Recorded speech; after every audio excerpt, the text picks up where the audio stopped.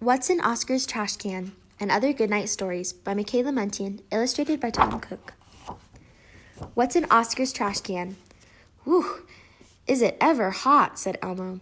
Let's go get an ice cream cone, said Ernie. Maybe that will help us cool off. Elmo thought that was a great idea, so they headed toward Hooper's store. As they passed Oscar's can, they noticed a sign. Grouch Reunion, Ernie read. What a day for a reunion, said Elmo. I'll bet those grouches are even grouchier than usual on a hot day like this. Just then they heard the rattle of the trash can lid, and up popped Oscar. Brr, he said. The water in that swimming pool is chilly. I need to warm up a bit. Pool? Asked Elmo. What pool? My pool, of course, said Oscar. Whose swimming pool do you think I'm talking about? Gee, Oscar, said Ernie. I never even knew you had a swimming pool. We grouches are full of surprises, Oscar said, chuckling. Heh, you should see Uncle Oswaldo and Philomena. They had a big water fight, and both of them are soaked. Then Fluffy the elephant got in the act and sprayed Grunt Greta with his trunk. It was great. An elephant? Cried Elmo. You mean an elephant lives down there with you? Sure, Oscar said with a shrug. What else is in your can, Oscar? Asked Ernie. Do you mean besides the ice skating rink? Oscar asked. Ice skating rink? Elmo cried. Yep, Oscar nodded. And that reminds me, Slimy's been practicing making figure eights all week. He's going to put on a show and I don't want to miss it. After that, we're going to have a picnic. I'm serving stinkweed coleslaw, burnt potato chips, and hot dogs smothered with sardines. Yuck, said Elmo. But Ernie quickly said, Gee, Oscar, that sounds pretty good, especially if we could go swimming first. Say, would you mind if it came to your reunion? Mind? Of course I'd mind, Oscar cried. We're having a grouch reunion, and as far as I know, neither one of you is a grouch. We could be, said Elmo. Oscar frowned and pulled out a mirror. He held it up to Elmo and said, Take a look and tell me what you see. Elmo looked at his reflection in the mirror. I see one cute little red monster, he said. Oscar held up the mirror for Ernie. Do you see a grumpy face with thick, scowly eyebrows? No, Ernie admitted. Well, that proves it, Oscar said. Neither one of you is a real grouch. Then from the depths of the trash can, they heard angry voices shouting and arguing. Heh, laughed Oscar. They're fighting over who gets to bowl first. There's nothing like a grouch reunion to bring out the worst in everyone. I certainly don't want to miss a good argument. So long, and have a really hot, rotten day. And with a crash of the trash can lid, he was gone. Elmo scratched his head and looked at Ernie. Do you really think that Oscar has a bowling alley in his can? He asked. Slowly, Ernie lifted up the edge of the lid and peeked inside the trash can. I can't see anything, he said with a shrug. Let's go get an ice cream cone.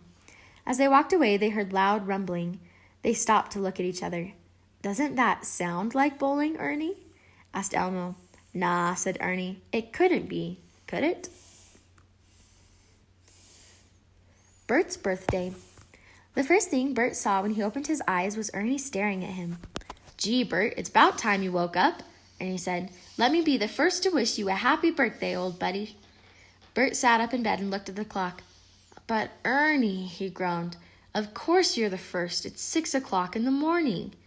I thought you'd want to get an early start on celebrating, Ernie said. Just wait until you hear what I've planned for today. I can hardly wait, Bert grumbled as he climbed out of bed and put on his bathrobe and slippers. I'll be waiting in the kitchen for you, Ernie said as Bert shuffled off toward the bathroom. While Bert brushed his teeth and got dressed, Ernie set the table. He was all ready when Bert walked into the kitchen. Notice anything special about what we're having for breakfast? Ernie asked. Bert looked at the bowl of blueberries, the glass of buttermilk, and the slices of banana bread. But before he could answer, Ernie said, Do you get it, Bert? Everything starts with the letter B. That's because today's your birthday, Bert, and both birthday and Bert start with the letter B. Did you ever think about that, Bert? Not really, Ernie, Bert answered. That's why you've got me for a friend, old buddy, Ernie said. I'm here to think of these things for you. We're going to have a whole day filled with the letter B. Bert smiled and buttered a piece of banana bread. You know, Bertie, now that I'm awake, I'm beginning to think it's a good idea. What are we going to do? Gee, Bert, I'm glad you asked, because we have to get going right now. Come on, Ernie cried, and he led the way down the stairs to Sesame Street. They reached the bus stop just as a big blue bus pulled up. Where are we going? Bert asked when they had found seats. Ernie smiled. It's a surprise, he said. After a while, Ernie said, "We get off at the next stop." When they got off the bus, Bernie said, "Ernie, this is my favorite beach." "I know, Bert," said Ernie. "Remember, this is B Day, and beach starts with the letter B. And look, I remembered to bring your bathing suit, a beach ball, our toy boats, and a badminton set." All morning, Ernie and Bert played on the beach. When it was time for lunch, Ernie opened a big basket. "I brought bologna sandwiches, 2 bottles of burpee soda, a 3-bean salad, and brownies." "Why, everything starts with the letter B," Bert said. "Now you're getting the idea," Ernie said. After lunch, Bert said, "This has been a great day, Ernie. Thanks." "It's not over yet," said Ernie. "In fact, this is just the beginning. Come on, we've got to get back home."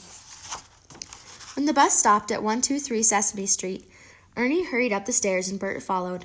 "Ta-da!" Ernie cried as he opened the door. There stood all of their friends, singing "Happy Birthday, Bert." Balloons hung from the ceiling and boxes were piled on the table. All of Bert's presents started with the letter B, too. Grover gave him a bird book. Big Bird had baked him a batch of birdseed cookies. The Count gave him a box filled with bottle caps. Elmo gave him a brick with the letter B painted on it. "It's a paperweight," Elmo explained. That night, when everyone had gone home, Bert said, "Thank you, Ernie. That was the best birthday I ever had." "Really, Bert?" "You bet," said Bert.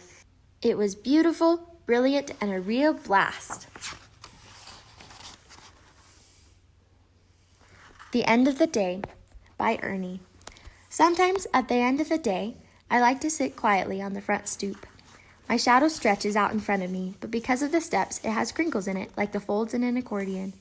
Soon the street lights come on, and I can see tiny bugs flying around them. I wonder if the bugs were there all the time, and I couldn't see them because there weren't any lights, or did they fly over when the lights came on? There's time to think about these things when you sit on a stoop at the end of the day. I hear mothers and fathers calling to their children to stop playing and come inside.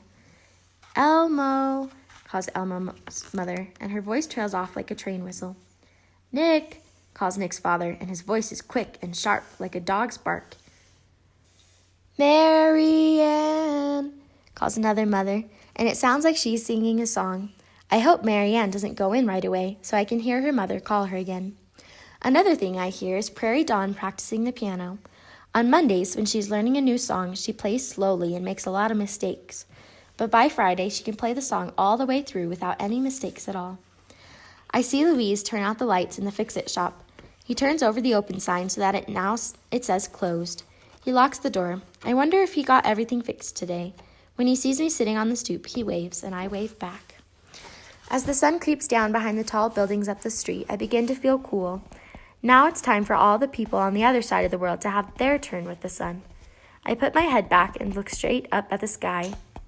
When I see the first star of the evening, I close my eyes tight and make a wish.